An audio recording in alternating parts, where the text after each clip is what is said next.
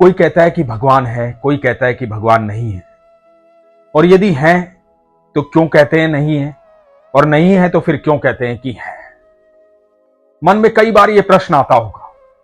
इस प्रश्न का उत्तर जानना चाहते हो तो यह प्रसंग बड़े ध्यान से सुनो।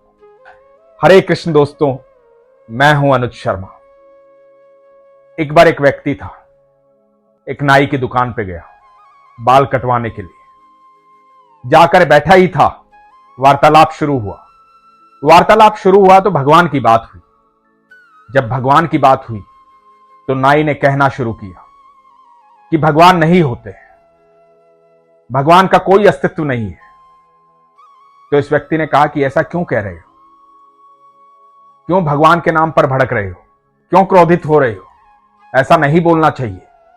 तो नाई ने कहा कि सच ही तो कह रहा हूं कि भगवान नहीं होते, इसमें गलत क्या है। भगवान होते तो इतनी भूखमरी क्यों होती, भगवान होते तो लोग इतने संकट में क्यों होते, भगवान होते तो भिखारी क्यों होते सड़कों पे, भगवान होते तो लोग इतने दुखी क्यों होते। भगवान नहीं है तभी तो ये सब हो रहा है। चारों तरफ परेशानी है, लोग भूखे मर रहे हैं, रहने के लिए जगह नहीं है। यदि भगवान होते तो दुख नहीं होता। भगवान नहीं है इसीलिए दुख है। भगवान का कोई अस्तित्व नहीं है। तो ये व्यक्ति जो बाल कटवा रहा था, ये चुप हो गया, कुछ जवाब नहीं दे पाया, एकदम शांत हो गया। ये प्रश्न कई बार कई लोग कर देते हैं। कई बार जो भक्त होते हैं उनसे कहा जाता है कि तेरे ईश्वर हैं तो ये दुख कैसे है, लोग भूखे क्यों मर रहे हैं, रहने को ठिकाना क्यों नहीं है, लोग इतने कष्ट में क्यों हैं, बेरोजगारी क्यों है, भूखमरी क्यों है, सूखा क्यों पड़ा हुआ है। और भक्त के पास भी कई बार जवाब नहीं होता। उसी प्रकार ये व्यक्ति चुपचाप बैठा रहा। जब इसके बाल कट गए, इसने पैसे दिए, पैसे देके सैलून से बाहर निकला, और बाहर निकल के 10-15 कदम ही गया होगा, इसने देखा कि एक व्यक्ति बड़े बुरे हाल में, दाढ़ी बढ़ी हुई है, लंबे लंबे बाल हैं, एकदम अव्यवस्थित दाढ़ी है। गौर से उसको देखा। उसको देखने के बाद वापस सैलून में गया और जाके उस नाई से कहा कि सुनो, नाई भी नहीं होते। तो उस नाई ने कहा कि ये क्या कह रहे हो। बोला सच ही कह रहा हूं कि नाई भी नहीं होते हैं। तो नाई ने कहा मैं तो हूं, मैं तो यही हूं, मेरा सैलून है, सब जानते हैं मैं यहां पे हूं, तो तुम कैसे कह रहे हो कि मैं नहीं हूं। तो उस व्यक्ति ने कहा कि बाहर देखो। उस व्यक्ति की दाढ़ी बढ़ी हुई है, बाल बड़े हुए हैं, अव्यवस्थित है। यदि नाई होते तो वो व्यवस्थित होता, उसकी दाढ़ी, उसके बाल बिल्कुल ठीक ठाक कटे होते, सुंदर दिख रहा होता। नाई नहीं होते, नाई नहीं है। तो नाई ने कहा कि नहीं, ऐसी बात नहीं है, मैंने तुम्हारे भी तो बाल काटे, क्योंकि तुम मेरे पास आए थे, इसलिए मैंने तुम्हारे बाल काटे। यदि वो व्यक्ति भी मेरे पास आता तो मैं उसके भी बाल काटता, उसकी भी दाढ़ी बनाता।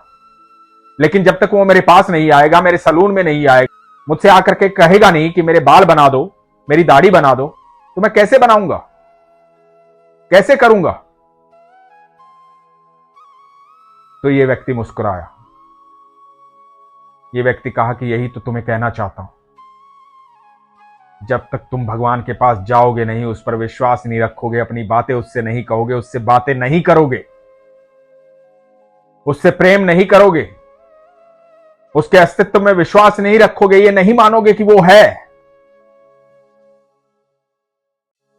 तब तक कैसे तुम्हारे दुख दूर होंगे। यदि अपने दुख दूर करना चाहते हो तो उसकी शरण में जाओ, उसे जाकर कहो प्रभु मेरी ये तकलीफ है, मेरा ये दुख है, इसे दूर करो। जब उसके शरण में जाओगे, उससे बातें करोगे, उससे प्रेम करोगे, अपना भाव उसके सामने प्रकट करोगे तो जीवन के सारे दुख दूर हो जाएंगे। जिस प्रकार इस व्यक्ति को यह विश्वास करना पड़ेगा कि नाई होते हैं और वो तुम्हारे पास आएगा तब तुम बाल काटोगे, उसी प्रकार तुम्हें भी विश्वास करना पड़ेगा कि ईश्वर होते हैं। और जो भी ईश्वर पर विश्वास करता है, जो भी अपने भाव उसके सामने प्रकट करता है, जो भी अपनी बातें उनसे कहता है, उसके जीवन में कभी दुख तकलीफ नहीं होते। ईश्वर को जब भी देखा होगा मुस्कुराते हुए देखा होगा। वो अपनी मुस्कुराहट हम सबको देना चाहते हैं, लेकिन उसके लिए हमें उनके पास जाना पड़ेगा, उनसे बातें करनी पड़ेगी, उन पर विश्वास करना पड़ेगा। यदि आप भी अपना दुख दूर करना चाहते हैं, अपनी तकलीफें दूर करना चाहते हैं, तो विश्वास कीजिए। जो विश्वास करता है उसे ईश्वर की अनुभूति होती है, उसे ईश्वर दिखाई देते हैं, उसे पता होता है कि मेरे ठाकुर हैं और वो मेरी हर बात सुन रहे हैं। जिसका विश्वास नहीं होता, जो उसे जानता ही नहीं, उसे मानता ही नहीं, उसे कैसे पता होगा कि सब दुखों का निवारण कैसे हो सकता है? उसे कैसे पता होगा कि चेहरे पर मुस्कुराहट कैसे आ सकती है? यदि आप चाहते हो आपके चेहरे पर हमेशा मुस्कुराहट रहे तो विश्वास कीजिए। इसीलिए हमेशा कहता हूं, अपने विश्वास को मजबूत रखिए, अपना ख्याल रखिए। हरे कृष्ण।